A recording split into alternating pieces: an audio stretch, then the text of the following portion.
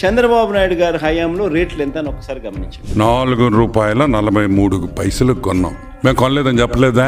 మేము ₹2.49 మేము తీసుకున్నాం కదా.